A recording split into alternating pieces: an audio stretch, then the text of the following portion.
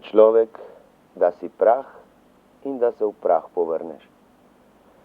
Te besede letom za leto izgovarjajo duhovniki širom po svetu na prvi dan 40-dnevnega postnega časa. In vera je skozi stoletja ostala ista. Spreminjamo se le ljudje, ki včasih hočemo poseči v te ustaljene življenjske tokove. Nekdaj strogo pritrgovanje v jedi, pijači in kajenju. Nobenega snubljenja in flirtanja do velike noči. Godci so počivali, plesov ni bilo. Tudi obleka brez pisanih barv. Vsak dan od vsake hiše vsaj eden k maši. Doživljanje Kristusove bridke Martre pri molitvi žalostnega dela rožnega venca zjutraj in zvečer. V nedeljah popoldan obisk križevega pota.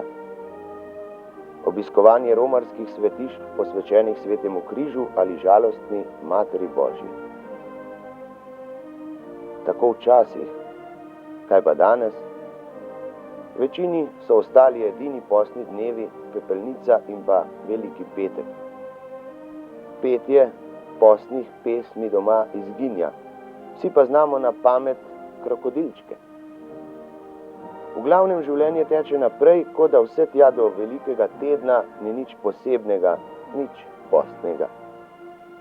V velikem tednu smo skesani grešniki in to skesanost svečano proslavimo z vsemi mogočimi dobrotami sveta na veliko noč. Pomni človek, da si prah in da se v prah povrne.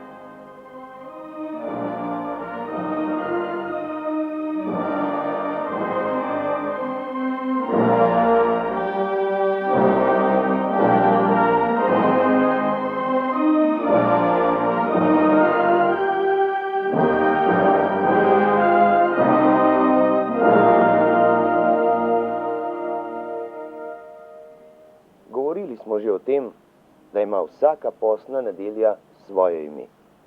Vsaka zase je imela tudi svoj poseben pomen. Pa poglejmo bolj od blizu četrto. Ta se imenuje sredpostna, sreda po njej pa sredpostna sreda, zakaj označevala je sredino posta. S tem dnem je bila včasih navada žagati babo. Prežagali so slamnato lutko ali na desko narisano žensko postavo, ki je predstavljala poosebljanje postnega časa. Včasih so tudi za prvi spomladanski dan šteli Gregorjevo, na dan svetega Gregorija, ki je bil 12. marca, sedaj pa je prestavljen na jesenski čas oziroma pozno poletje 3. septembra. Takrat so se namreč ptički ženili, kot poje Župančič v svoji Dumi. To je bil tudi dan, ko so obrtniki nehali delati ob luči. Zlasti v Tržiču, Železnikih, Kropi, Kamni Gorici je bila navada, da so luč zanesli v vodo, kot so temu pravili. In v papirnate ladice so postavili svečke, jih prižgali, spustili po vodi in seveda te so takoj potonile.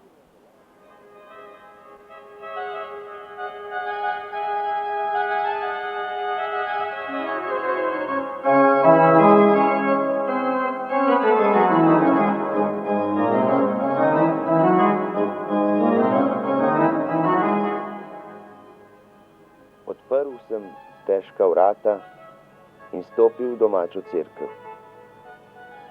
Bila je prva postna nedelja. Cerkev je bila po jutranji maši prazna. Odkar sem se odselil iz vasi v mesto, sem skoraj že pozabil na postni čas. Pozabil sem na pomen velike noči. Pozabil na pomen vstajenja. In začutil sem neznansko praznino, ki sem jo nezavedajoč se utrjeval že 4 leta. Marsikaj se je spremenilo, a ta sprememba ne bi smela biti tako velika, da sem preprosto pozabil na bistveno stvar mojega življenja. Na bistvo življenja. Na smisel mojega življenja. In konec koncev ne samo mojega, ampak vsega okrog mene. Na slikah križevega pota se je poznal čas. Poznal se je čas življenja ljudi, ki so prihajali v to cerkev.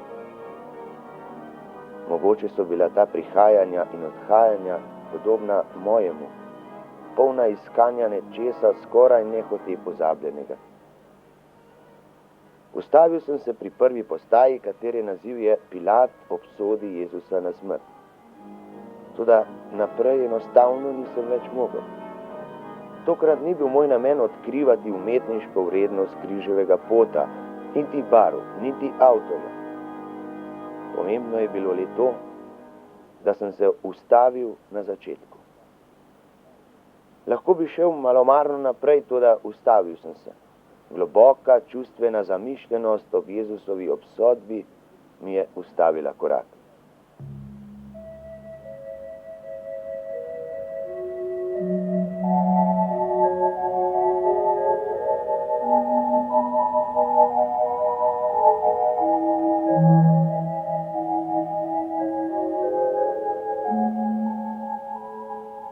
In kaj mi ta obsodba lahko pove danes, na pragu 3.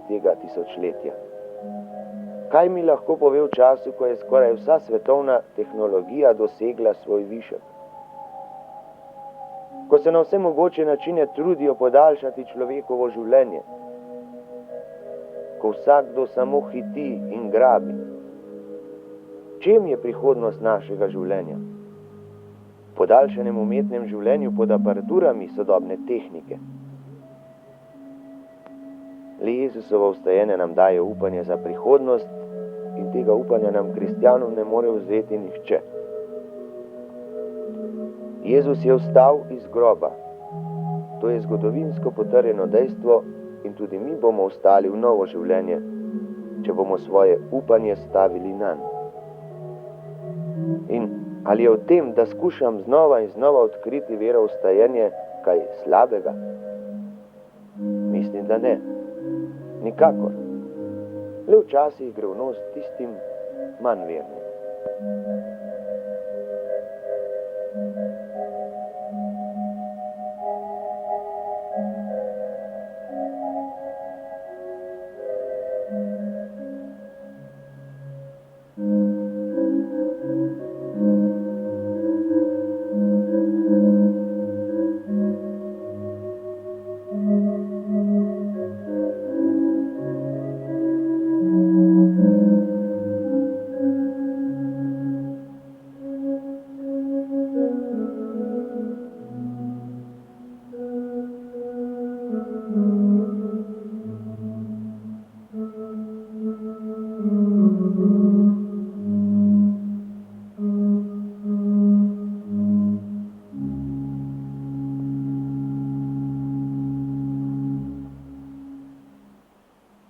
Poskušajmo se potruditi v tem postu, da ne bomo posnemali Jezusovih učencev iz vrta v Getsemani, ki so vse povprek pospali.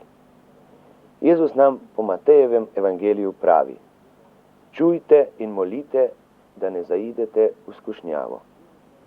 Skušnjav pa je veliko in to na vsakem koraku. Naj bo letošnja velika noč spet novo odkritje. Naj bo križev pot nova in ne stara zgodba iz neke stare knjige. Vstajensko življenje se prične tisti trenutek, ko Kristusa sprejmemo v veri kot Gospoda in našega odrešenika. Pa z Bogom.